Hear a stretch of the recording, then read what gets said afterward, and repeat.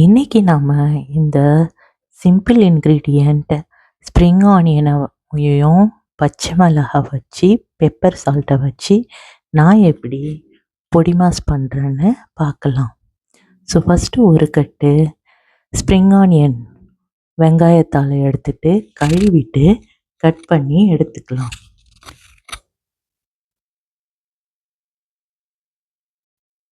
இப்போ நான் வானலியில் எண்ணெய் ஊற்றி ஒரு 2 ஸ்பூன் எண்ணெய் சேர்த்துக்கிறேன்.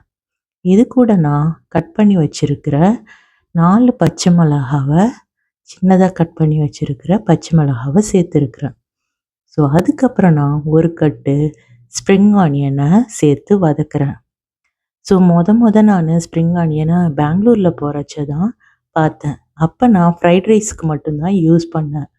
மீதி அப்படியே இருந்தது. அதுக்கப்புறம் ஒரு நெய்பர் அக்கா தான் சொன்னாங்க, இதை முட்டை கூட சேர்த்து பொடி மாஸ் பண்ணுன்னு. ஸோ அப்போ ட்ரை பண்ணி பார்த்தேன். ஸோ வெறும் பச்சை மிளகாய், ஸ்ப்ரிங் ஆனியன், பெப்பர், சால்ட்டு, முட்டை கூட போட்டு நல்லா வதக்கணும்னா நல்லா எம்மியான ஸ்க்ராம்பிள்டு எக்கு நமக்கு ரெடி ஆகிடும். ரொம்ப சத்தானது. ஸ்ப்ரிங் ஆனியனும் நல்ல நியூட்ரிஷியஸான ஃபுட்டு. ஸோ 4 முட்டை சேர்த்துக்கிறேன்.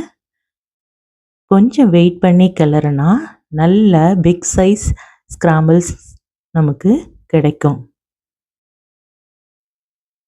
ஸோ இது கூட கொஞ்சம் பெப்பர் சேர்த்து கொஞ்சம் வெயிட் பண்ணி நல்லா கிளறி இருக்கிறேன். ஸோ வெறும் பச்சை மிளகாய், spring onion, salt and pepper and egg. நமக்கு இப்போது எம்மியான கலர்ஃபுல்லான ஸ்க்ராம்பிள்டு எக்கு முட்டை பொடி மாஸ் ரெடி ஆயிடுச்சு. பாருங்கள் எவ்வளோ எம்மியாக இருக்குது. டேஸ்ட்டும் ரொம்ப நல்லா இருக்கும். ஸோ இப்போ வதங்கின வெங்காயத்தாள், பச்சை மிளகா சேர்த்து ஒரு ஆம்லேட்டும் நான் பண்ணியிருக்கிறேன். ஸோ இதில் முட்டை சேர்த்து கலக்கி ஊற்றிட்டு நம்ம மேலே அதுக்கப்புறமா பெப்பர் தூவி விடணும். ஸோ இப்போ நான் பெப்பர் தூவி விடுறேன். இரும்பு கடாயில் வச்சு பண்ணால் டேஸ்ட்டும் நல்லாயிருக்கும், உடம்புக்கும் நல்லது, கலரும் நல்லா வரும். பாருங்கள் இந்த ஆம்லேட்டோட கலரை.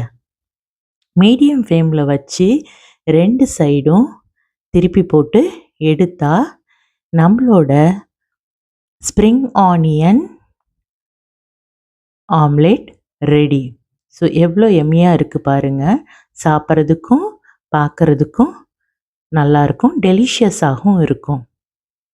இப்போ இதை நாம் ஒரு பிளேட்டில் சர்வ் பண்ணிக்கலாம். நீங்களும் இதே மாதிரி ஸ்ப்ரிங் ஆனியன் கிடைச்சா நீங்களும் ட்ரை பண்ணி பாருங்கள். மார்னிங் ப்ரெட்டோடையும் இந்த ஸ்க்ராம்பிள்டு எக்கு ரொம்ப நல்லாயிருக்கும். நம்மளோட மீல்ஸுக்கும் இந்த ஆம்லேட் நல்லாயிருக்கும். ட்ரை பண்ணி பாருங்கள்.